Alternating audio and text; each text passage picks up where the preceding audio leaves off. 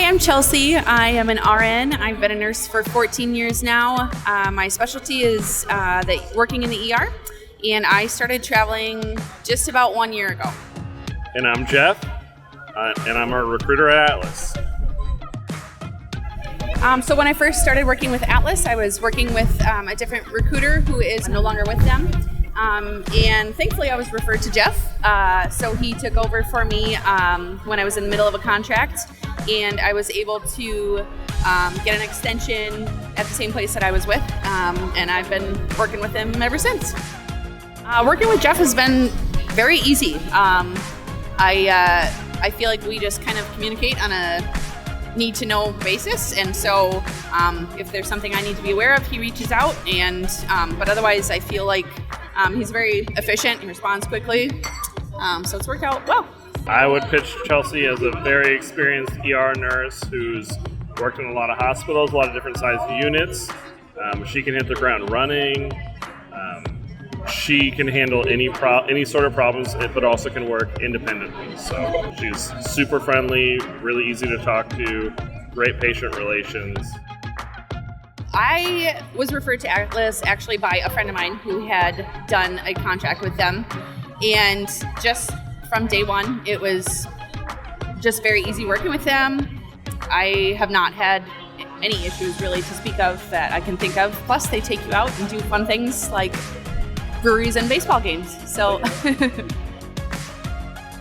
the biggest advice I would say is just do your research, get on the phone to a few recruiters, see who you mesh well with. When you're on a search, be open to things that are not necessarily your first choice. You may have to amend your plan a little bit, but it all works out in the end.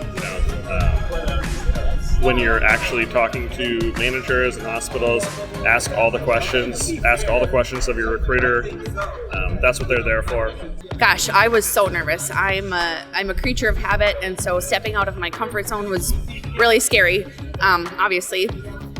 But just, I think if you are a hard worker and you put in the effort and show them that you're not just there for a paycheck, you're not just there to get the traveler money. You're there to be part of their team and really contribute and obviously ease their burden, because if you're there as a traveler, they need the help. So I think just really participating as a team and working hard and earning their trust as a coworker and friend makes a big difference. The hospital I'm at right now, you bounce around a lot, and you maybe aren't necessarily used to doing things the way that they do them, but I think just being able to adapt and dive in is huge. Pros are, obviously there's financial benefits to it. That has been great, especially raising 3 teenagers. You get to meet new people and try new things, go new places, gain new experience. The cons for me, it's tough being away from home a lot of the time, which obviously is part of the gig. But you kind of miss just being home and being in the area. But I think overall it's really been worth it. I don't think there's a lot of cons to it for me personally. I've enjoyed it a lot. So what's next? I'm taking some time off. That's what's next. I'm going to take a little months off. I'm going to take a little time off after this contract, and then I'm going to touch base with Jeff and figure out what the next adventure is. So we'll see. I don't know. Yeah, sometime we talked about northern Minnesota or North Dakota, Fargo, maybe back to Minneapolis. Just kind of depends on what's out there at the time.